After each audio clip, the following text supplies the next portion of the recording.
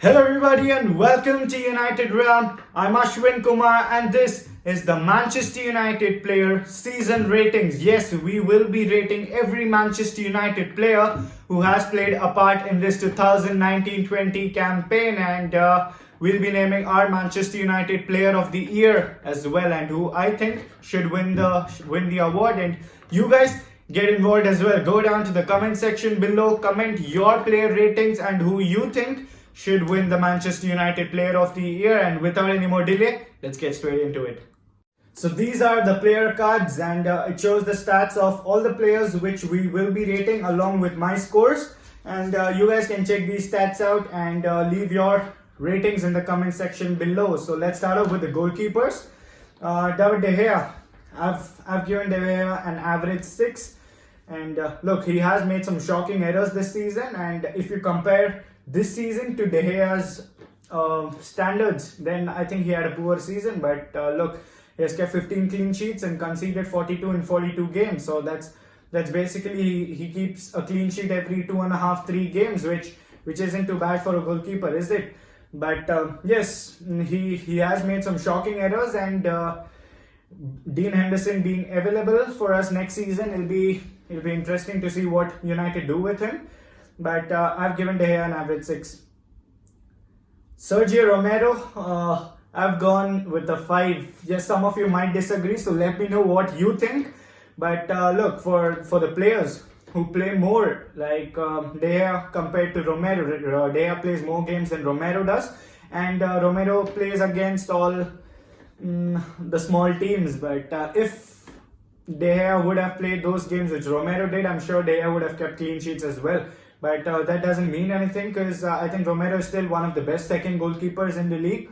Yes, Martinez has been doing really well for Arsenal, but Romero, he isn't too far off, is he? But yeah, he has kept 11 clean sheets in 15 games and conceded only 4.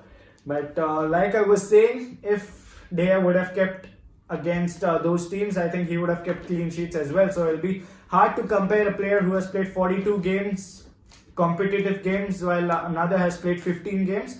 And I'm not going to take anything away from Romero, because I highly rate him, and yes, he is a very good goalkeeper, and I think he had a good season. But because they got a 6, it'll be unfair to give a player who had played a lesser game. So Romero for me gets a 5.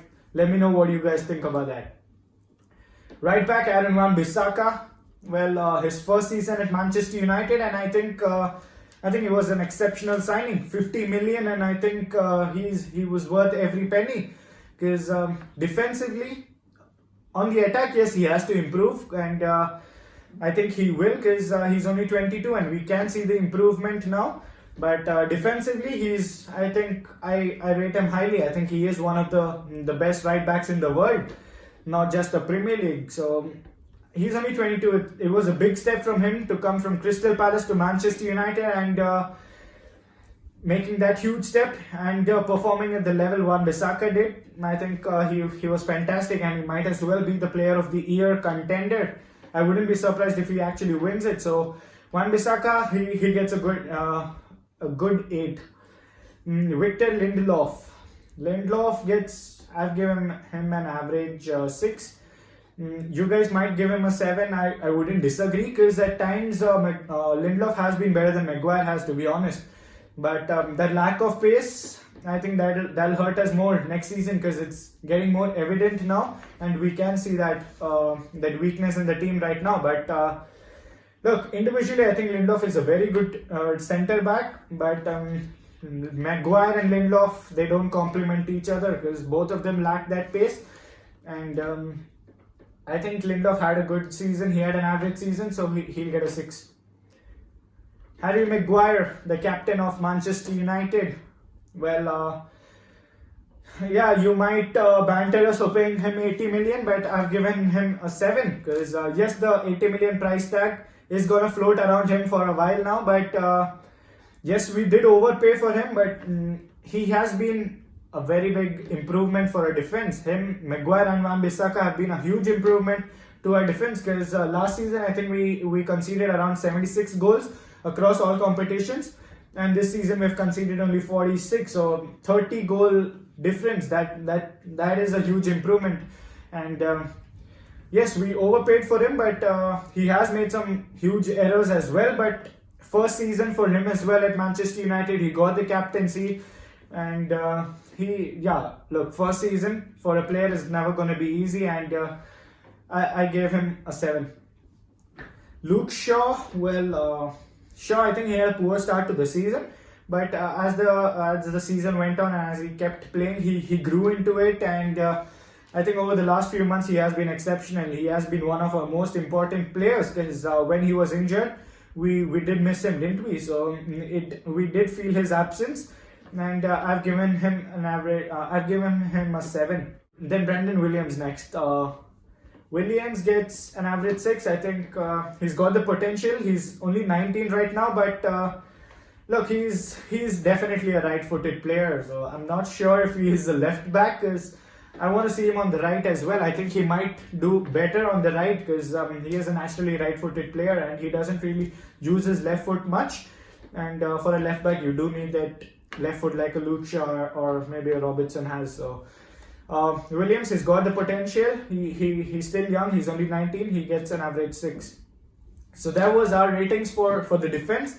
And the defense has been a big upgrade to what we had last season. Yes, we have made errors and conceded sloppy goals, but that happens in football. So, and Manchester United have kept 26 clean sheets across all competitions. So United have kept the most clean sheets by any team across Europe. So that's a big achievement, isn't it? I think the second is PSG with 24 or 25, and 26 clean sheets across Europe. We are the best. Statistically, we are the best defense across Europe. So yes, Maguire 80 million and Wan-Bissaka 50 million have been a huge upgrade to our defense. On to the midfield now. So we'll start with Nemanja Matic. I've given Matic a 7. Because, look, prior to Christmas, around November, December, I think he was awful, to be honest. But after the start of the new year, in 2020, Matic looks like a complete different player. He is now a leader. He is leading the team, and he looks like a complete different player. He's looking like the prime of Matic, and he's probably playing the best he has ever played at Manchester United. And look, I think he's the only specialist CDM we have, because the role of a CDM is probably the most important positions on the football pitch, because you've got to have your eyes all around. It's absolutely chaotic there, because you'll have players coming at you from all angles, and you have to shield the defense, and also he allows Pogba, Fernandes and the front three to exploit on the attack as well. And the CDM has also got to get the ball from defense to attack, so it's a very important role, and I think he's the only specialist CDM we have at the club, because I think McTominay and Fred are more of a box-to-box midfielder than a professional CDM. So he's 32, he's 33 now, and I'm not sure if he can play the entire season next season, because it'll be hard for him. He might have injuries as well, so we should be looking into the transfer window, but I don't think we will sign one. Matic gets a 7. Paul Pogba, well, he gets an average 6, because at the start of the season, look, last summer we should have signed a midfielder. We sold Herrera and Fellaini, and we didn't replace them. And coming into this season, we were super reliant on Pogba, because he was the only creativity we had in the midfield, and we took that gamble, which we shouldn't have, and it absolutely backfired, because Pogba was injured for nearly the entire season. He wouldn't even have played 19 games if this lockdown stuff wouldn't have happened, because the season would have got over before that. But look, I think Pogba will sign a new contract. He's definitely going to stay here for the next season, no doubt about that, because I don't really think anyone can afford him. And now, for the first time, it does look like we are building a team around Pogba. The likes of Rashford, Greenwood, Martial, Wan-Bissaka, Shaw, Bruno Fernandes, and maybe even a Jadon Sancho next season. So it does look like the team is getting built around him, and he might have a change of mind, and hopefully he signs that long-term contract and commits his future to the club, because Paul Pogba at his best, and even an average Paul Pogba makes our team better. So Pogba at his peak years will be a brilliant thing for Manchester United. So Pogba gets, for this season he was average. Next season I'm sure he'll get those goals and assists as well. Fred, before the lockdown, I think he was having the best season he had at United, because he was undroppable. He was that good, and probably even knocking the door for the Player of the Year, because Fred before lockdown was exceptional, but after the lockdown he looked a little bit off, and he wasn't really getting those games, starting every game, so it was hard for him. But now the Europa League starts in a couple of days, so he will get his chances there, because I don't really think Pogba and Fernandes will play every game, and it'll be a chance for Fred to get back to his form. Scott McTominay. I think I'll give McTominay an average 6. Yeah, he had an average season. There was a duration, I think 1 month, when he was really playing well, and I think he is a player for the future for us. He will be a part of our future, because he's still young. He's got the abilities, and he's strong. He is a good player. But right now he's more like a box to box player. He's filled with energy. He likes to go forward, and can we turn him into a CDM? Well, I don't know. We'll see that. So McTominay, he will get chances in the Europa League to prove a point as well. So for this season, he had an average season. He gets a 6. Bruno Fernandes. What do we talk about Fernandes? I've never seen a player to have such an impact in such a small duration of time, because look, he's been here for hardly a few months, and he is one of the main reasons why United finished third in the league. And yes, maybe we should have signed him last summer, but we didn't. And we were linked with Fernandes last summer, but the club didn't sign him. Maybe if we would have signed him, God knows, we wouldn't have won the title, but he would have. He's a fantastic player. He's an absolute genius. 10 goals and 8 assists in the first 20 games for a club, for a new club, is no joke. He's an absolutely brilliant player, and next season, I can't wait for Fernandes. In the next season, he's going to be even better. So this season, Fernandes gets a 9, no doubt about that. I'm sure you guys would agree with that as well, and some of you might as well give him the Player of the Year. I wouldn't go that far, because it would be unfair on the other players, because Fernandes really hasn't played the whole season. So next season, I'm sure he will be maybe even for the Premier League Player of the Year as well. So this season, Fernandes gets a 9. Well, Juan Mata. Mata gets a 4. I think he's past his prime now. He's 32, and I think he's done. He should be sold, and look, I really like Mata, to be honest, but yes, I rate him more than I rate Lingard and Pereira, because he offers us that creativity, a little bit of creativity, because he struggles to finish 90 minutes in a game now, and yeah, I think he should be moved on. So Mata gets a 4. Andreas Pereira, well, he was awful this season. He gets a 3. Well, he's got no excuses. Him and Lingard have got their chances, and they haven't taken it. So no, Pereira gets a 3. Jesse Lingard, he gets a 2. He scored in the last game of the season, his first goal of the Premier League, and 38 games in the Premier League without goals, and then he goes on to score in the last minute, and he was awful. I think for their own careers, for Lingard and Pereira, I think they should be sold, because I think they can be decent players for a lower team, but definitely not for a top 4 team, and I think they should be sold. The forwards now, Marcus Rashford. I've given him an 8.5. I'm not really a fan of these 0.5s, but I think he had a better season than an 8.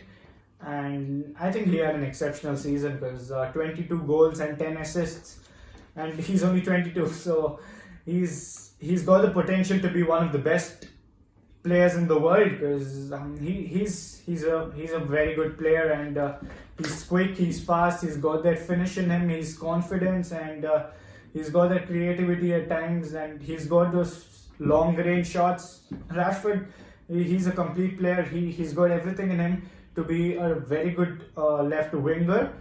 and yeah, he's been fantastic. So Rashford, he gets an 8.5. Mason Greenwood, I've given Greenwood an 8. He's been fantastic. It's just his breakthrough season, and 17 goals for an 18-year-old when he hasn't even started most of these games until recently. That's when he's probably after lockdown he's started games, but prior to that he's been coming off the bench for the last 10-15 minutes, and he still managed to go and get 17 goals. And he's only 18. He's at the right club, and he's got the right manager in Solskjaer, who has been a striker himself. And Greenwood is a special talent, and he's definitely the young player of the year. Because yes, Arsenal have got Saka, City have got Foden, Chelsea have got Mount, but I think Mason Greenwood is on a level above them, and he's an absolute gem. Be it the right foot, left foot, doesn't matter. He's got a lot of potential, and we are very excited to have Greenwood at the club. And next season he'll play more, he'll physically improve, and he'll score more goals next season. So this season, on his breakout season for an 18-year-old, he has been mind blowing. So Greenwood gets an 8. Anthony Martial, I've given him a 9.5. Yes, I think he's been fantastic. 22 goals for him as well, and he's proved the critics wrong. He's proved everyone wrong. When Ole Gunnar Solskjaer sold Lukaku and loaned out Alexis Sanchez and didn't replace them, he was criticized. But he put his faith in Martial, and Martial delivered. He shut up the haters, and I think 22 goals, and he doesn't even take penalties. So the players who have scored more goals than him, be it Aubameyang or Vardy or maybe Danny Ings, they all take penalties. So Martial, without taking penalties, he's got 22 goals. If he takes penalties, he would have definitely crossed the 30 goal mark, and I think he's highly underrated. I personally think he is one of the best centre forwards in the league. He's highly underrated, and there should be some respect put in front of his name. Martial gets a 9.5.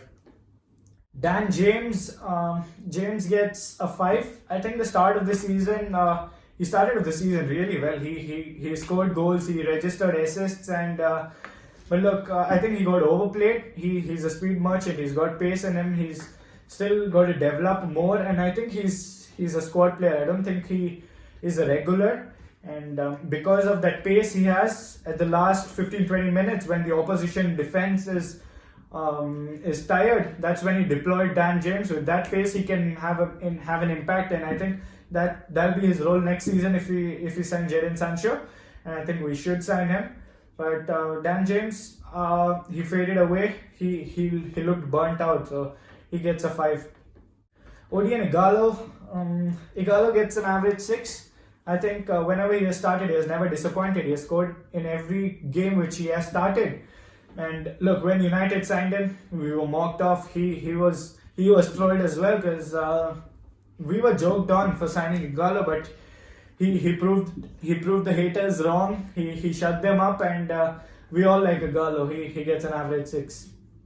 Now Ole Gunnar Solskjaer, the boss, the man in charge. To be honest, I'm a very big fan of Solskjaer.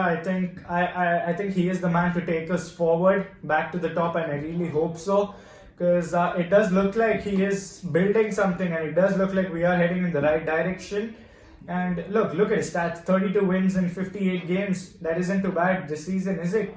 And look, it's his first complete season as a Manchester United boss, and he managed to finish 3rd in the league, get into 2 cup semi-finals, and we might as well go on to win the European competition. So many things in one season. I think he had an exceptional season, and I really hope he is the man to take us back to the top. And it does look good. The future does look good, and it's now up to the board to get him the signings he wants, because that one signing with Fernandes, it changed a lot. So it does look like Solskjaer is looking at the right signings, and it's now up to the board to deliver as well. So Ole Gunnar Solskjaer gets an 8 for me. So my Manchester United player of the year is Anthony Martial. Yes, before the lockdown, Wan-Bissaka, I think he was fantastic and he might as well win it. I wouldn't complain about that. But after the lockdown, since things have changed so much recently, and after the lockdown, Wan-Bissaka hasn't been playing really well. And yeah, for what Martial has done in this season, I think he deserves it. So Anthony Martial is United Realms pick for the Manchester United Player of the Year, and let us know down below in the comment section who your pick is. A season with highs and lows, but to be honest, I think we have had more highs than lows. Now is an opportunity for us. The transfer window is open. Let's go and get the right signings and try to close on the gap on Liverpool and Man City, because Chelsea are doing it. They've already signed Werner and Ziyech and probably even Havertz now. So we've got a little catch up to do with Liverpool and Man City. I think they're still ahead of us by far, and now Solskjaer has done what he could this season. It's now up to Edward Wood and co to go and back him and to try and get the right signings which he wants, and also try to get Manchester United back to the top. Anyways, smash a like on the video. Please hit that thumbs up button. It feels good and it makes me happy. And subscribe to the channel if you are new. Hit that bell icon so that you get notified about the future videos. We've got some special shows coming up for you guys as well. And go down below in the comment section and comment your Manchester United Player of the Year as well. And I'll speak to you all soon. Till then, peace.